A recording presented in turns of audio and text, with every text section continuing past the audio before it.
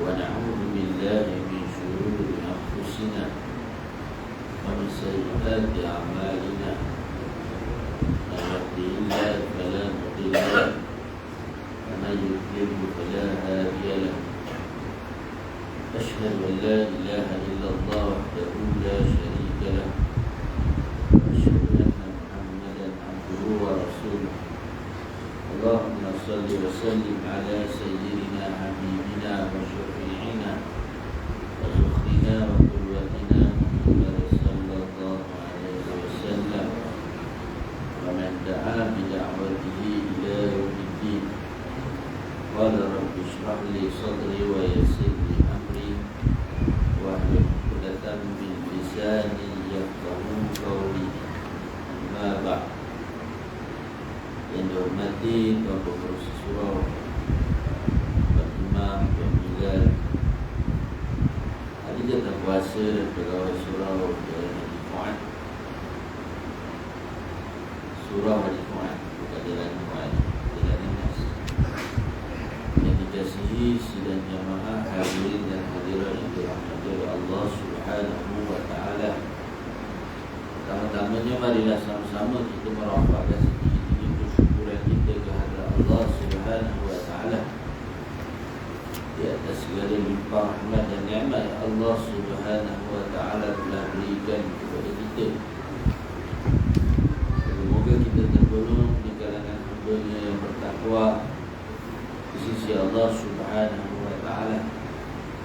Marilah sama-sama dengan masa yang ada ini untuk kita menambahkan amal kita, menambahkan kefahaman kita, bersama-sama mentalaah, saling ingat mengingati antara satu sama lain, menambahkan ilmu kita bersama. Kita menyambung semula pengajian kita kitab Fiqh Aulawiyat, Fiqh Keutamaan, karangan Syekh Dr. Yusuf Al-Qaradawi.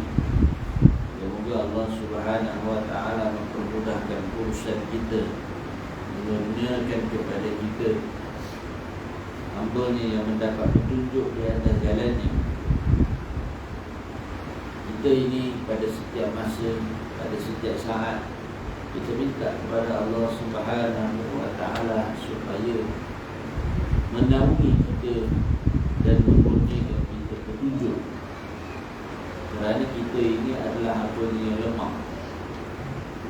Apa petunjuk di sisi Allah Subhanahu wa Ta'ala, nescaya kita ini hidup dalam keadaan cacat merbah, dalam keadaan hidup kita yang tidak ada petunjuk dan hidayah daripada Allah Subhanahu wa Ta'ala.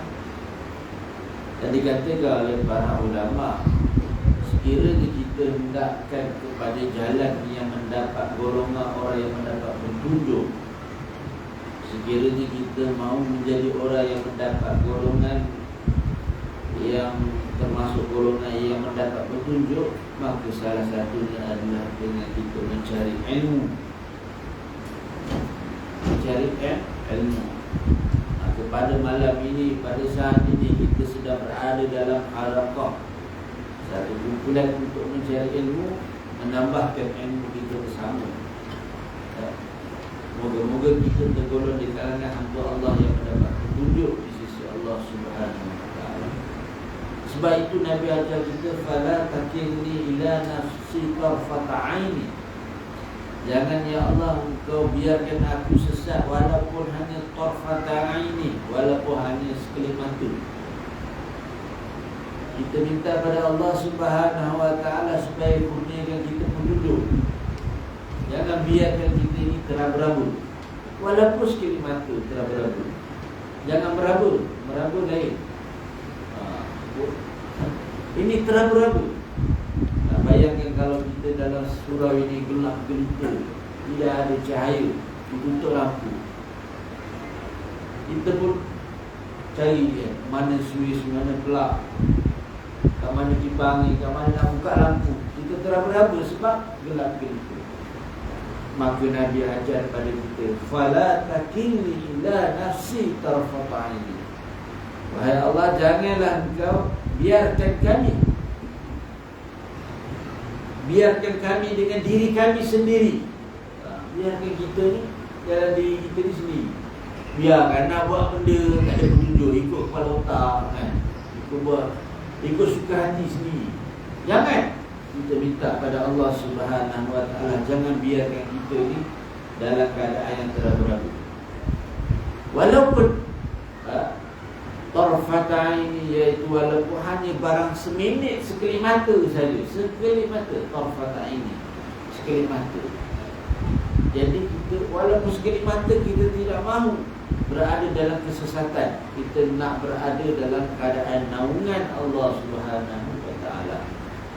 Sebab tuan-tuan dan puan-puan, kita ni, akal kita ni terhad, otak kita Allah beri pada kita ni untuk berfikir terhad, ilmu kita ini terhad. Maka kita berada dalam keadaan yang sangat terbatas panduan cara kita berfikir. Adakah benar ataupun tidak kita berfikir, betul ke tidak aku buat ni, betul ke tidak malam ni nak pergi surau ke tidak. Kan kalau pergi surau ada kuliah, lambat nak balik kan, lambat nak habis nanti ustaz kuliah lambat, lapar ni. Jangan risau, saya kuliah sekejap saja sebab saya pun dah lapar. Kita ni, hati kita ni terhaba-haba kan, nak buat ke tidak. Ya, so pergi tak, nak pergi surau tapi malu. Nanti orang kata apa pula nanti kita dia begitu kan. Hati kita ni selalu berbolak-balik. Maka Allah Subhanahu Wa Taala, kita mohon Allah Taala bagi petunjuk kepada kita. Setelah itu kita mengaji, kita mengaji tambah ilmu. Maka salah satu usaha kita mengaji kitab ini, Fiqh Aulawiyat.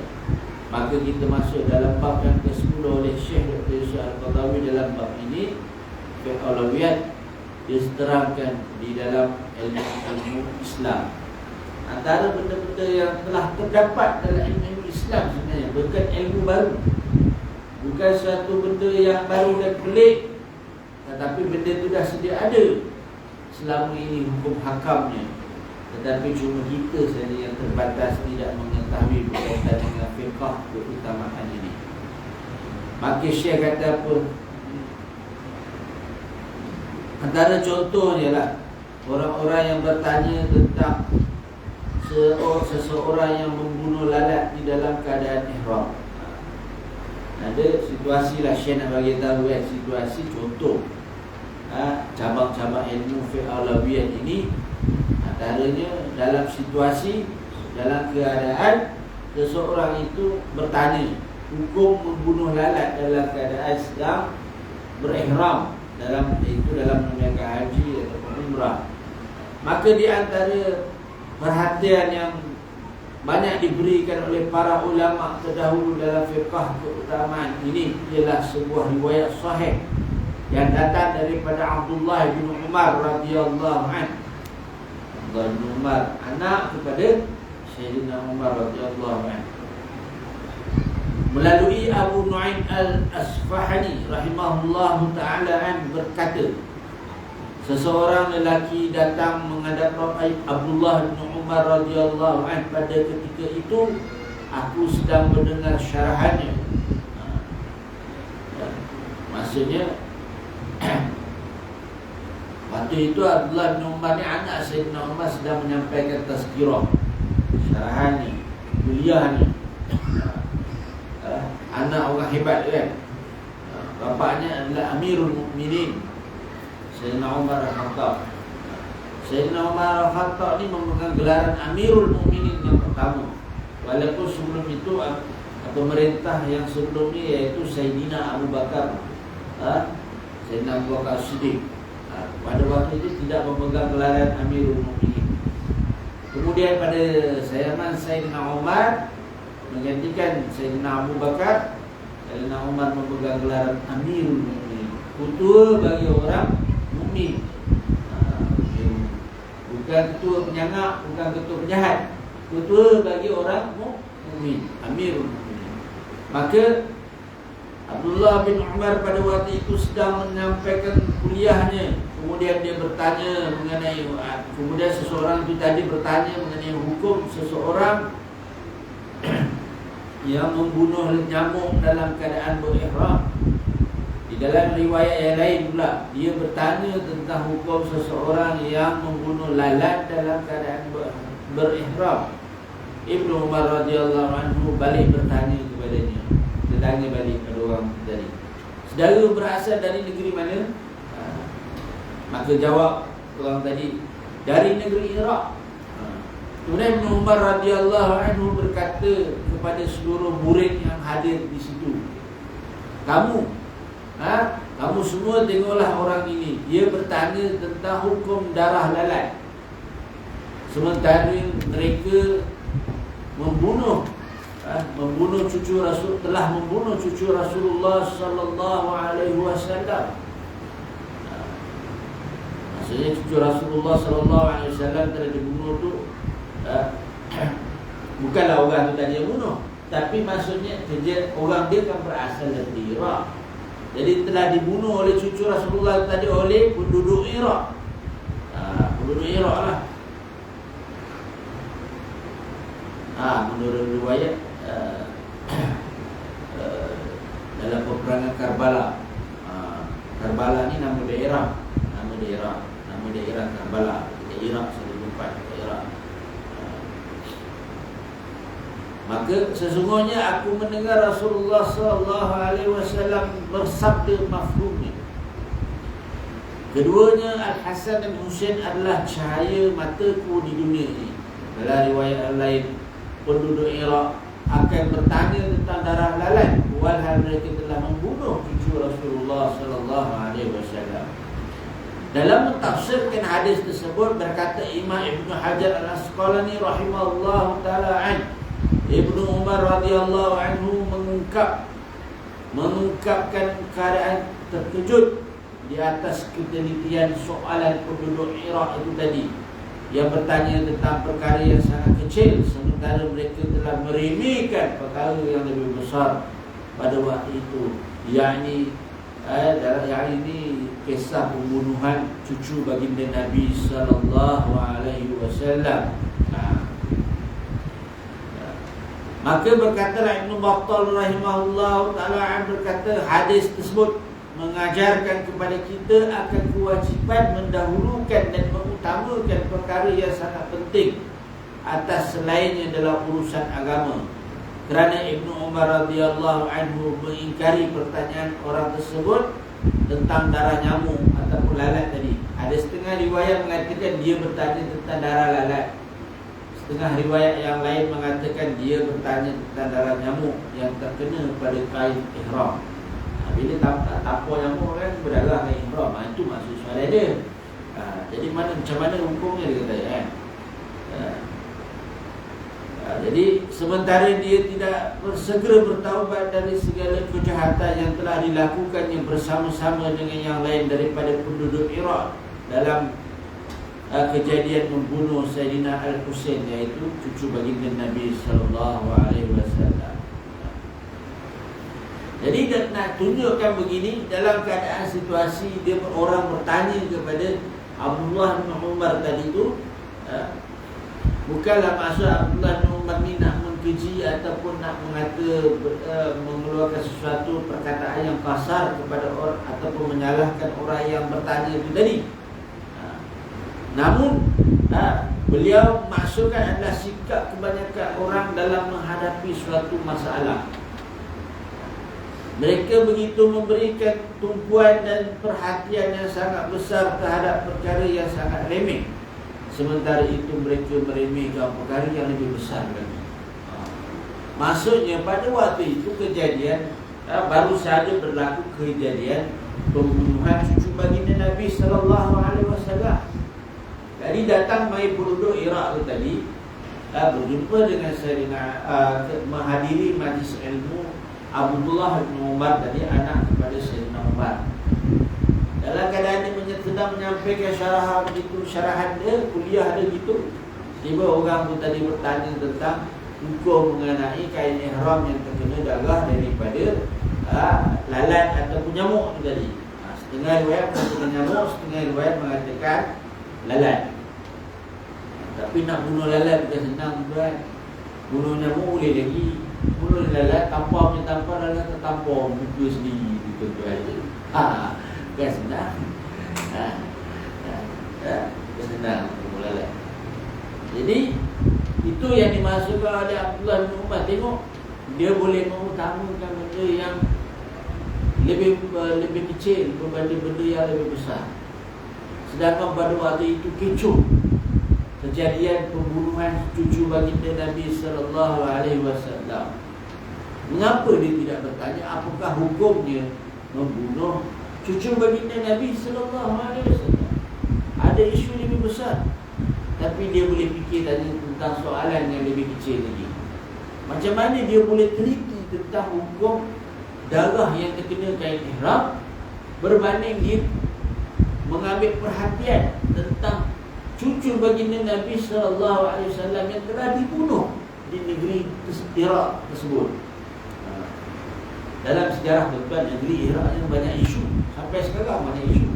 Tak habis-habisnya. Zaman moden ni zaman saya Saddam Hussein dan sebagainya kan.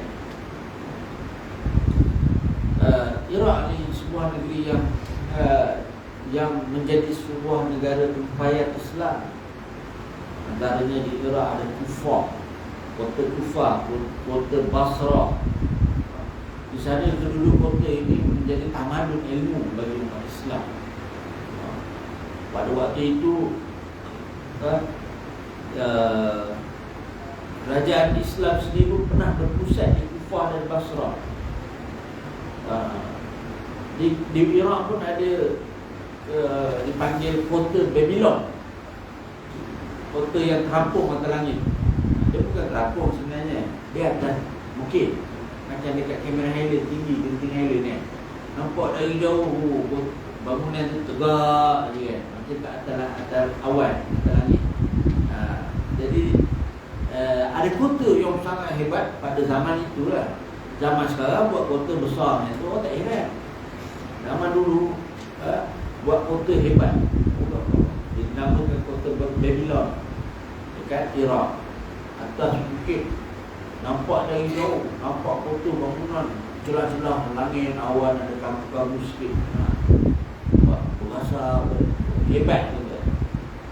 Maksudnya tamadun diorang ni dah lama wujud dah ni. Kemodenan diorang kan, kemajuan diorang dah lama dah. Bumi Iraq. Bumi Iraq. Tapi hari ini bumi Iraq jadi macam mana? Sayang dan sedih dengan umat Islam yang diganyang. Amerika masuk campur. Masuk campur ganyang Saddam Hussein. Saddam Hussein pun apa? Sebelum itu menjadi pemerintah yang zalim juga. Akhirnya rakyat bangkit, marah. Bila rakyat bangkit, ada tukar cucuk pula. Maka wujudlah berbagai-bagai kuat masyarakat Iraq pada waktu itu. Berpecah belah habis, pecah belah Iraq, pecah belah. Sehingga mazhab sama pecah belah. Sunni, Syiah. Di Iraq ramai orang Syiah. Pecah belah. Dari dulu sampai sekarang tak habis-habis macam-macam isu dekat Iraq. Adik saya pernah mengaji sekejap dekat Iraq, di Baghdad. Nama universiti Saddam Hussein University. Universiti Saddam Hussein. Main-main juga. Tapi lebih kurang beberapa baru sampai hari ni kemudian berlaku peperangan kat Iraq. Baliklah melalui Jordan, balik pulang ke Malaysia. Tak boleh nak habiskan pengajian di sana. Sebab keadaan tak selamat sangat. Saya sambung ke Mesir, dia sambung ke Iraq. Itulah dia. Jadi keadaan tak stabil. Iraq ni antara tempat-tempat yang bagus untuk belajar. Tapi itulah sayang sayang. Jadi hinggalah pada dunia yang hari ini, zaman yang moden ini, Iraq masih lagi berlaku peperangan. Jadi pengajaran tadi pada cerita hadis tadi tu, benda remeh-temeh dia boleh utamakan pula. Lepas tu dia boleh tanya soalan yang remeh. Orang ada isu dia besar, dia boleh tanya benda yang remeh-temeh. Remeh-temeh.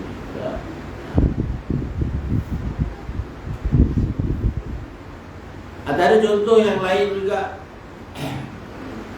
dalam fiqh aulawiyah ini dari kalangan ulama terdahululah sebuah risalah yang telah diriwayatkan oleh Al-Hafiz Ibnu Al-Asakir rahimahullah ta'ala di dalam tulisannya tentang biografi Abdullah Ibnu Mubarak rahimahullah, tentang salah silah pribadi Ibnu Mubarak.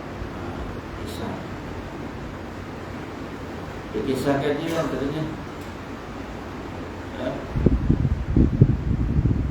Abdullah bin Al-Mubarak rahimahullah ta'ala menyuruh aku menulis bait-bait syair di Tursus, kemudian melepaskan pemergianku dan menyuruhku menyampaikan risalah tersebut kepada Al-Fudail bin Iyad. Fudail bin Iyad ini antara ulama yang sangat besar di Iraq juga. Kalau itu, dan menyuruhku menyampaikan risalah tersebut kepada Al-Fudail bin Iyad yang berada di tanah suci pada tahun 170 Hijrah.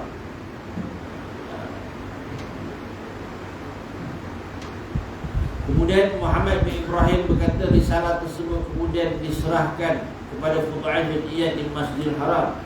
Setelah dibaca, maka berlinanganlah air matanya yang berkata, nasihat Abu Abdurrahman, yakni Ibnu Al-Mubarak, adalah benar.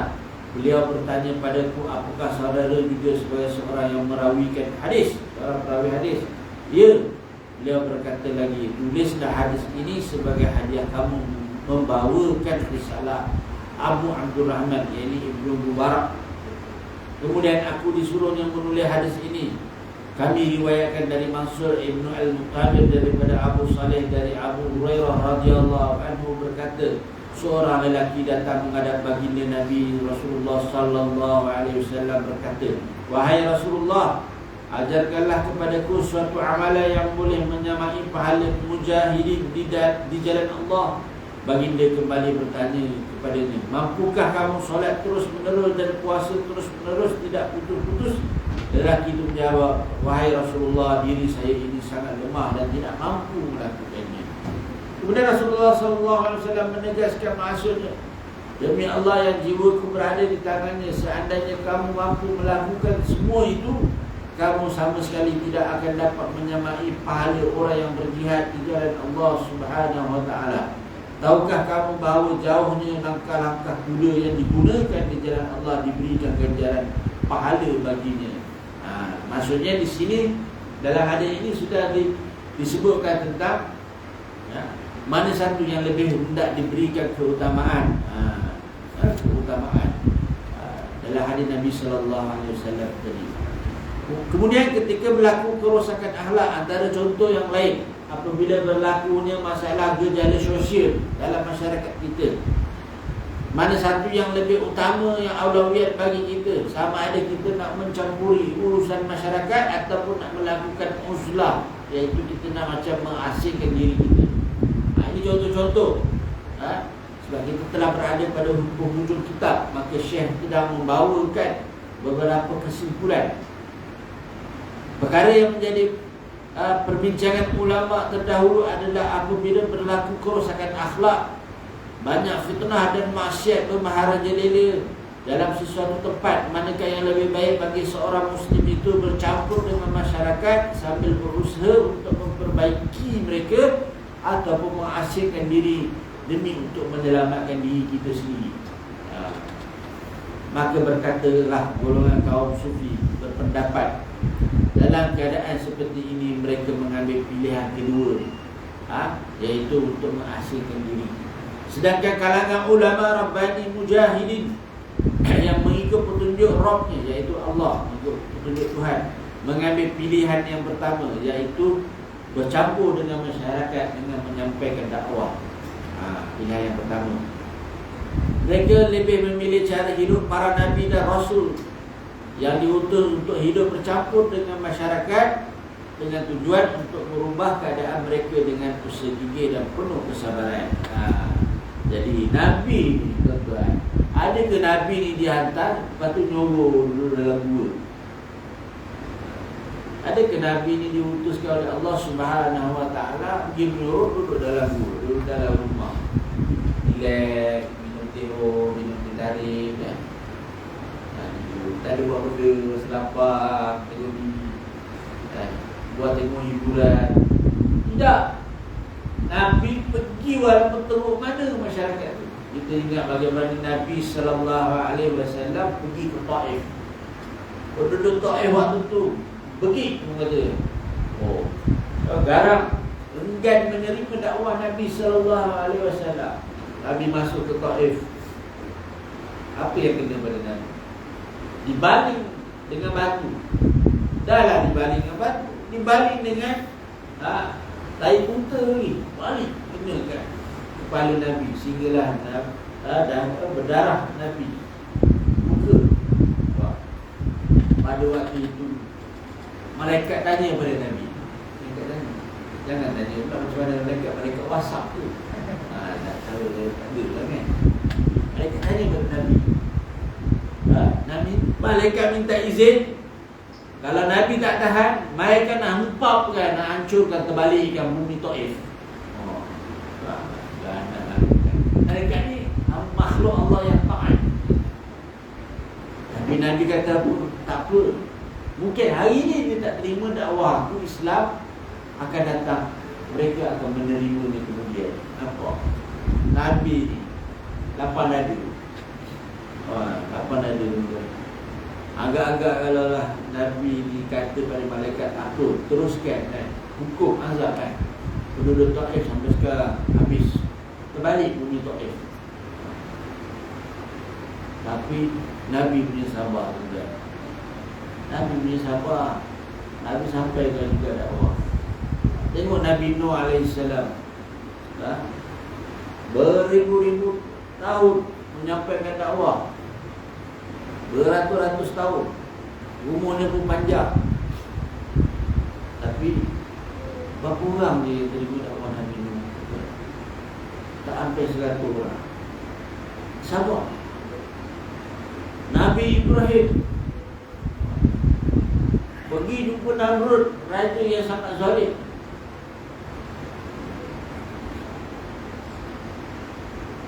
Nabi Ibrahim sampaikan dakwah pada raja yang zalim, Namrud. Akhirnya Namrud mati macam mana? Mati dengan masuk nyamuk dalam telinga. Masuk nyamuk dalam telinga, mati juga. Benda kecil je Allah hantar kan. Bagaimana Nabi Musa pula berjumpa dengan Fir'aun? Kisah-kisah ni banyak ada dalam Quran. Perjuangan para Nabi yang bersusah payah menyampaikan Islam. Nabi tak duduk dalam, duduk tengok TV je. Macam kita mungkin kita berputus asa. Orang salah, pernah nak cakap banyak kali benda berbuih, benda sangat. Kita mungkin ada putus asa. Tapi Nabi ni, Nabi-Nabi tak ada putus asa. Bila berlaku macam tu, bila orang tolak Islam, bila tolak dakwah Nabi, Nabi kata apa? Aku letakkan keputusan kepada Allah Subhanahu Wa Taala. Innallaha ala kulli syai'in qadir. Sesungguhnya Allah memutus segala-galanya. Senang kan Nabi jawab. Nabi tak bagi, tak minta Allah sekarang hancur kan. Tapi sabar sifat Nabi ya. Jadi Nabi nak ubah masyarakat. Sebab itu tuan-tuan, kita ni nak ubah bangsa kita nak ubah masyarakat kita, negara kita. Bukan satu benda mudah. Dalam kita baru lepas menyambut kemerdekaan ni, ni baru orang tengok cerita Mak Kilau kan. Bagus lah yang tak pernah pergi wayang pun tengok wayang. Saya bagi tahu, Ustaz, semalam saya tengok wayang. Pergi dengan apa? Saya bawa anak, bawa isteri. Tengok cerita Mak Kilau. Orang Mak Kilau seorang ulama. Banyak pada waktu awal-awal penumbuhan negara kita ini, ulama yang memberikan mengubah masyarakat, memberikan penerangan, menaikkan semangat untuk melawan British, melawan penjajah. Kita sedar tak? Dalam kita pada hari yang moden ini, kita nampak kita bahawa yang jahat itu komunis dan Jepun. Betul tak? Tapi British baik. Kita jangan buat. Dan dibagi tahu, dibagi kefahaman begitu. British baik, Jepun komunis jahat. Sedangkan British tu penjajah juga tuan. Sama dia. Cuma dia canggih sikit. Dia guna diplomasi. Dia berada datang jumpa, bermesyuarat. Kalau komunis tak ada, dia tebas semua je. Jepun datang, dia tebas semua. Tapi matlamat British apa? Nak sebarkan Islam tu kat pantai Malaysia. Matlamat dia nak menjajah. Kemudian British ni pandai tuan, nak membina ukhuwah ni, perpaduan di kalangan negara-negara yang mereka pernah jajah. Dibuatkan ni satu kesatuan negara-negara Commonwealth. Kemudian dibuatnya anjurkan sukan Commonwealth.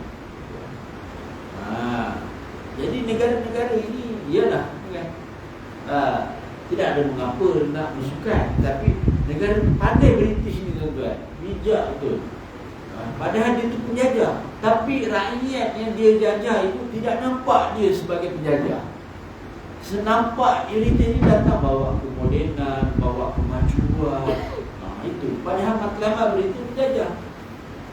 Bagaimana British suka-suka hati saja menukar-nukar sultan, menukar-nukar raja, mengikut tunjuk dia.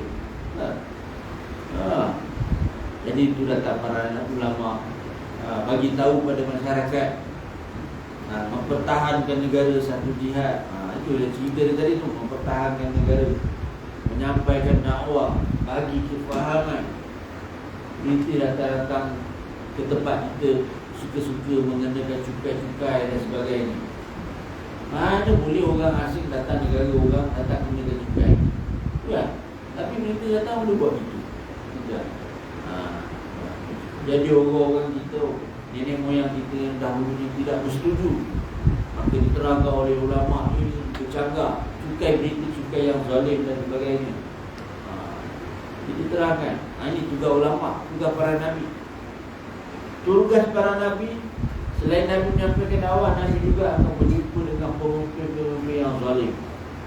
Macam Nabi Ibrahim tadi jumpa Namrud, ada kisah dalam Quran. Apa lagi? Nabi Musa jumpa Fir'aun, ada kisah dalam Quran. Nabi Yusuf jumpa raja, semua ada dalam Quran.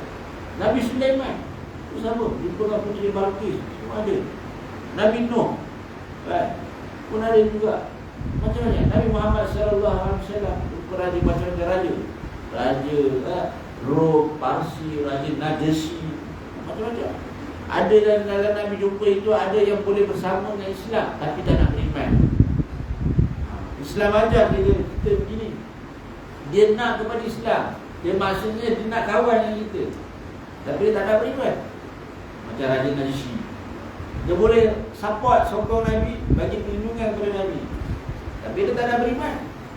Itu orang kafir yang macam ni kita boleh buat kawan, boleh buat kawan. Sebab itu Nabi SAW pun apabila Nabi hijrah ke Madinah, hijrah yang mula-mula, Nabi menggunakan golongan musyrikin Mekah, seorang musyrikin Mekah untuk menjadi pemandu arah jalan. Yang mana dia sangat pakar tentang jalan di padang pasir, yang tahu jalan rahsia, yang jarang orang lalu jalan tersebut, dan juga dia tahu jalan mahir tentang jalan yang shortcut, jalan pendek, yang menjimatkan masa. Jadi dia tahu. Nabi berurusan dengan dia kerana kepakaran dia. Jadi di situ menunjukkan kita boleh berkawan dengan orang yang Islam demi kepentingan untuk Islam, bukan kepentingan untuk dia. Ini sebalik. Hari ini kita kadang-kadang berkawan dengan orang yang Islam, tapi kepentingan untuk orang yang Islam.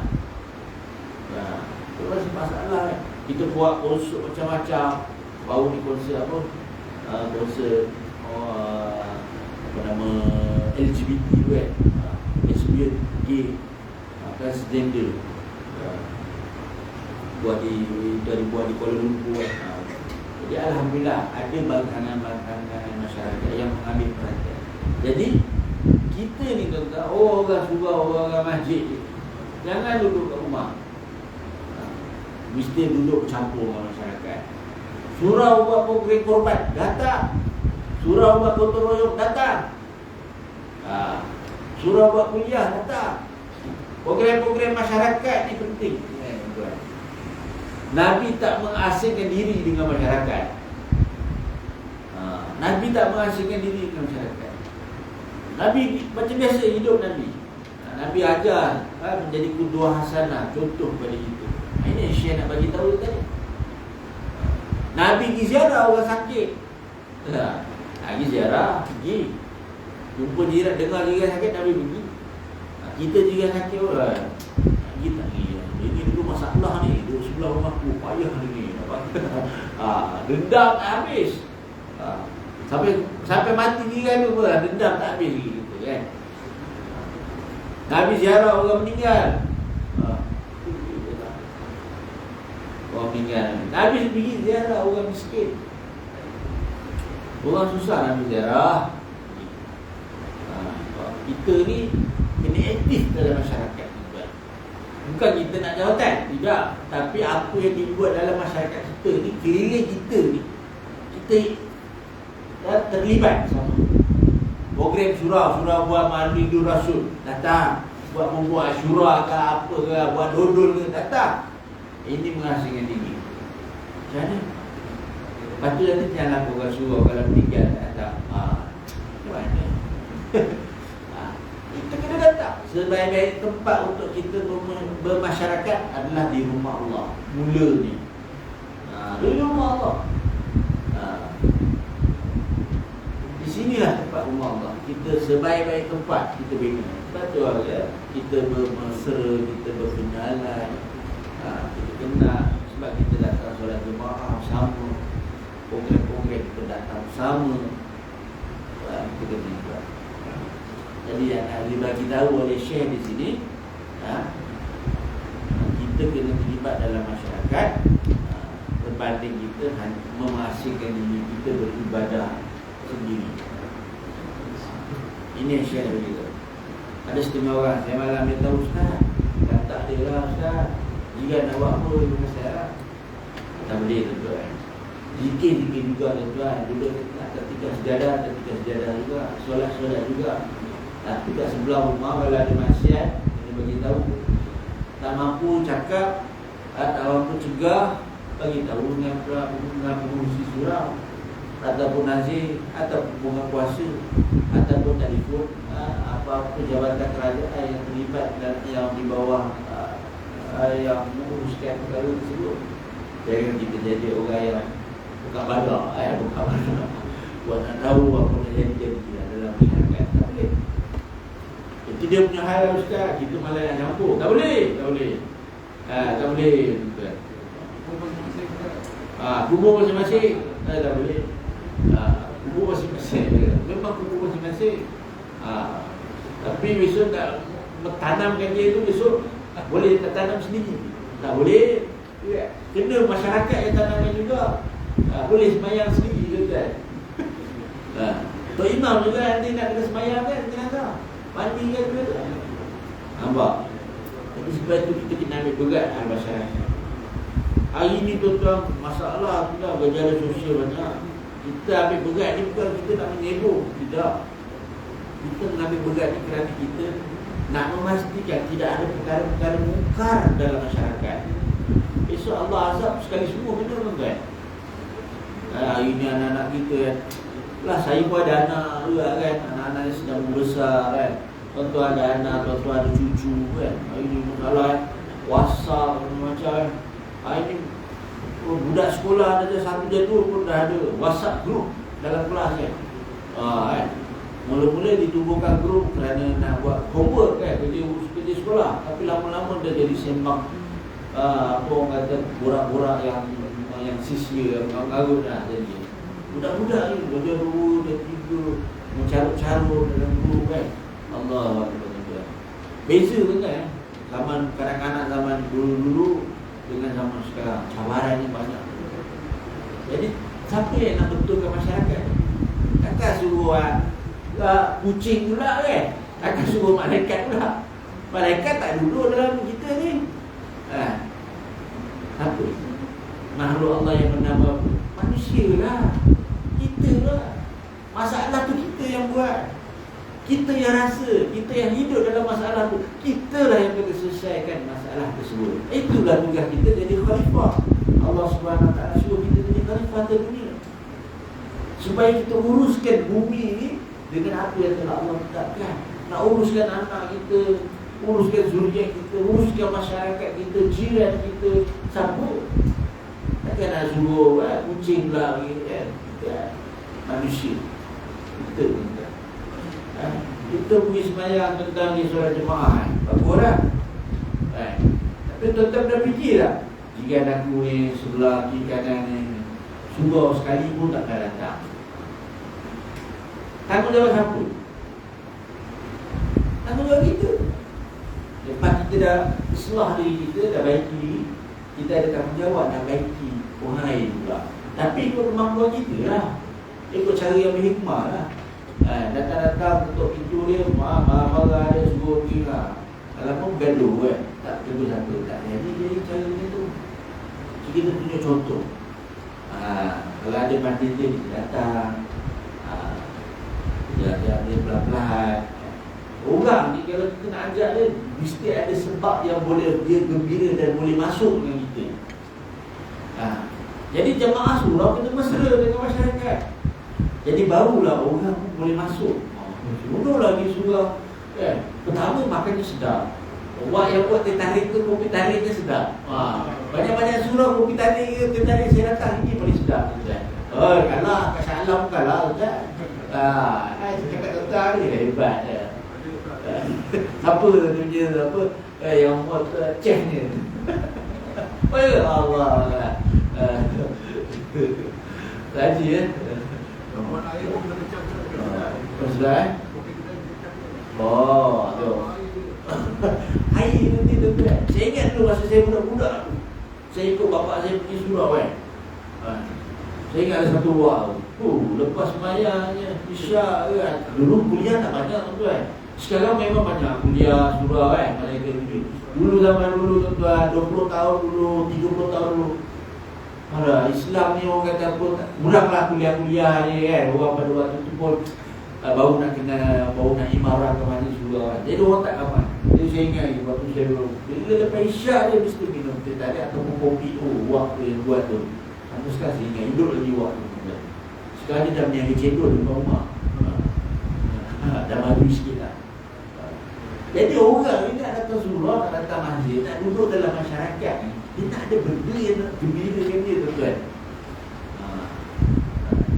Cuba subuh kan, buat kambing golek kan.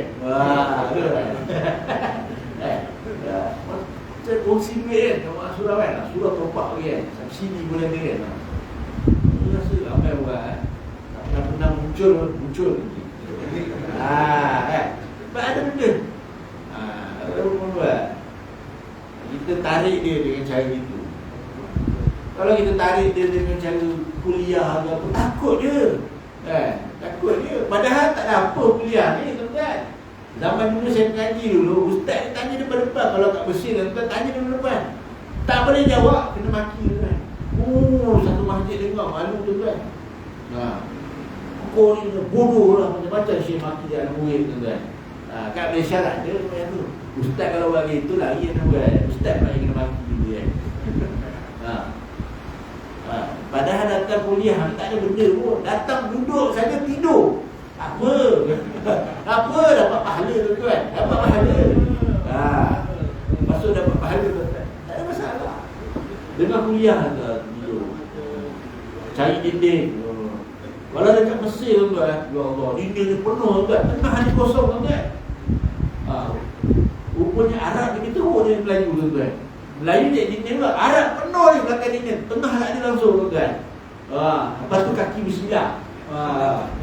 Nyanda. Kita buat tidur. Jadi yang kata kuliah macam biasa. Tuan-tuan. Pumpang-pumpang ustaz dia cakap berapi-rapi kan. Tunggu dia cakap. Wah. Siap berbunyi. Kita ni tiada adab lagi juga kan. Tak apa, jangan datang duduk tidur pun tak apa, yang penting dapat pahala. Jadi kita duduk dalam masyarakat, itulah kita nak ubah masyarakat ni, Syekh bagi tahu tadi. Kita kena duduk dalam masyarakat. Orang Islam kena libatkan diri dalam masyarakat. Libat dalam masyarakat. Sebab tu saya pujilah kita. Contoh kalau taman-taman perumahan yang orang Cina kan, diorang diwujudkan persatuan, tuan-tuan. Kemudian daripada persatuan itu dia tarik dana daripada peruntukan-peruntukan kerajaan, kementerian-kementerian. Kemudian daripada dana dan peruntukan itu dia bangun, dia buat program-program masyarakat dia. Kita ni kurang cerdik dari sudut pengurusan. Sebenarnya kita banyak dana, tuan-tuan. Dana untuk belia, tapi kita tak wujudkan persatuan. Kadang-kadang kita mohon bantuan tu atas kapasiti peribadi, individu ni nama, atas surat. Cuba kita mohon atas kapasiti jawatan rasa surau. InsyaAllah ada peruntukan ni, tuan-tuan.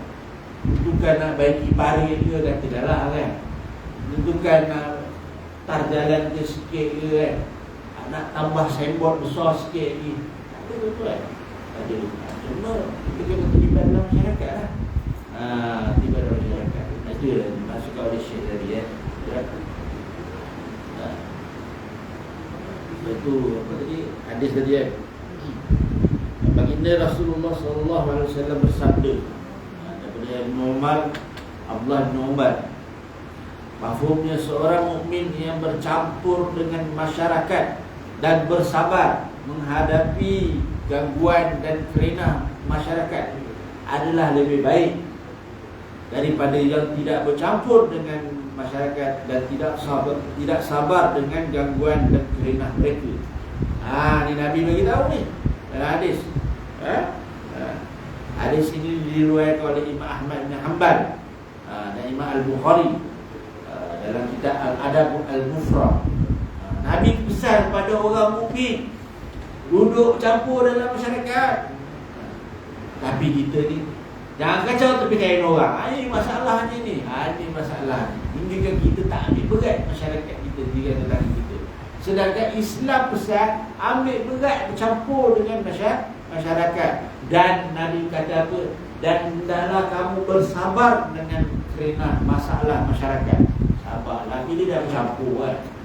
Bukan kita. Dia ada dengan Arab. Contoh datang surau ni. Bukan diri tuan-tuan surau je. Ada 100 orang, ada 50 orang. Bermaksud ada 50 kepala. Bermaksud ada 50 idea. Ya. Ada 50 ragam kerenah masing-masing. Biasalah. Seorang nak ditarik, seorang nak kopi Lala tu siap ada campur kan sekali. Tak apalah rasa ni kan. Macam-macam ada. Seorang nak itu, nak kita kena buat gini, kita kena macam-macam. Bersabar Nabi pesan. Nabi kata apa? Hendaklah kamu bersabar dalam menghadapi masalah dan kerenah mereka. Itu adalah lebih baik.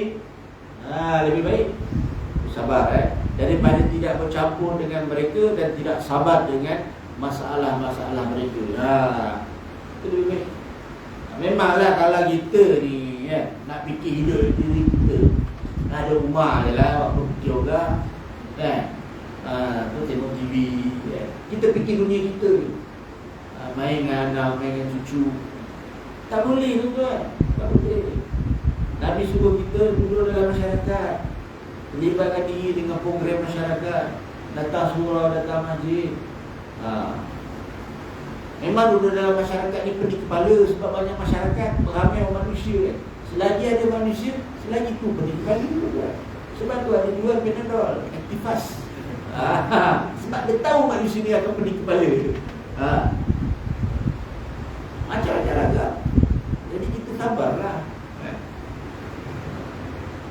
Si surau tu kan, Nazim Haji yang tutup kamu, kalau tak kena gaji, tak hilang, tak kena sabar, lama dah.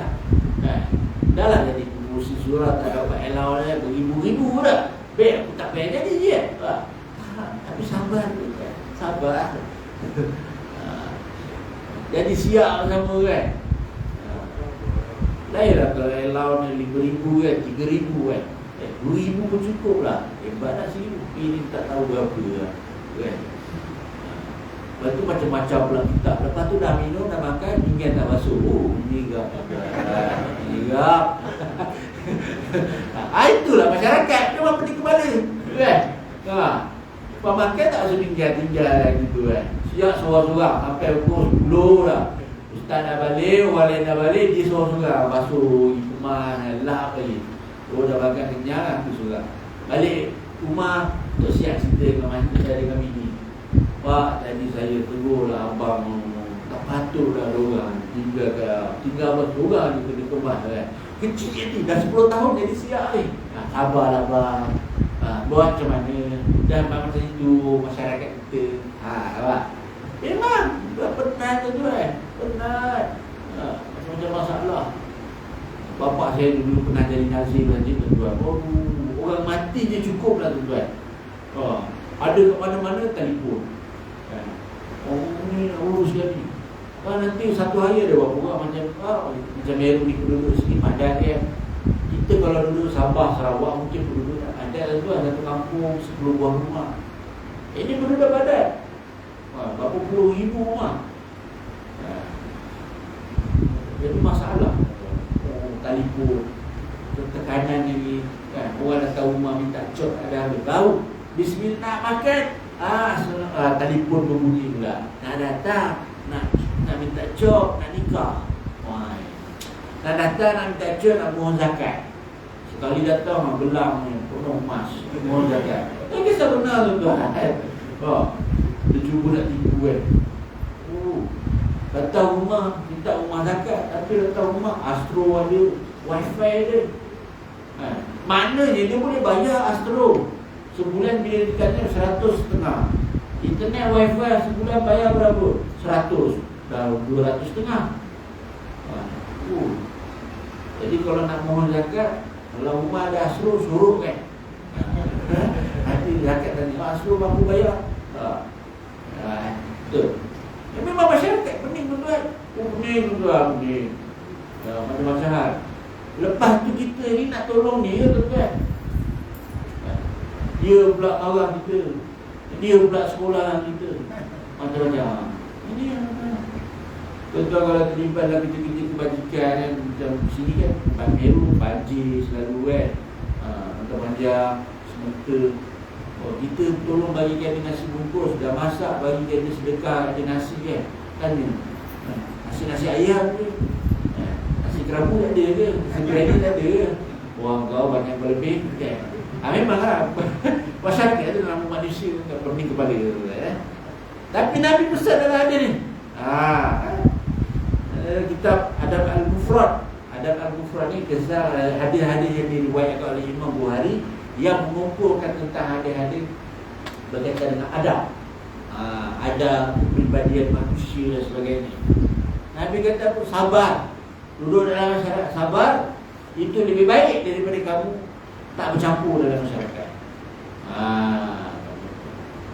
Matlamat kita bercampur dengan masyarakat ni apa? Pertama, untuk dakwah, nak ajak orang. Kita gaul dengan jiran kita. Daripada jiran kita tak pergi semain jemaah dekat surau, kita bergaul dengan dia, kita bina hubungan rapat dengan dia, maka dia pergi. Kita nak itu sebenarnya. Kita nak bermasyarakat untuk mendapat tujuan kepada ke arah kebaikan,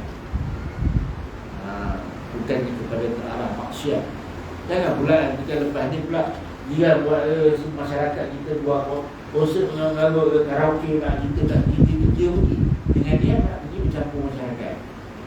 Ini lah kan. Jadi tuan-tuan yang dirahmati oleh Allah Subhanahu Wa Taala, saya syukurlah kepada itu pada malam ini. InsyaAllah sambung lagi. Tadi ini saya sebut mana satu menjadi keutamaan meninggalkan perkara yang dilarang ataupun nak melakukan perkara yang diperintahkan oleh Allah. Itu ada satu dia, tapi kita ada dua. Jadi kita nak buat. Ini semua fiqah dah ajar itu. Islam ajar kita. Kalau kita berdiri kita mengaji, sama-sama ingat. Jadi saya syukurlah dari tuan. Semoga kita sama-sama mendapat manfaat bersama. Alhamdulillah minasyaitanir Bismillahirrahmanirrahim. Alhamdulillah rabbil alamin. Wassalatu wassalamu ala asyrofil anbiya'i wal mursalin wa ala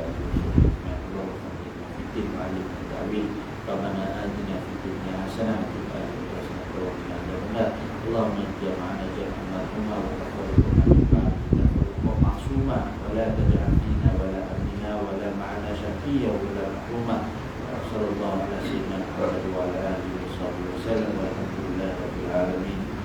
بارك الله فيكم. والسلام عليكم ورحمة الله تعالى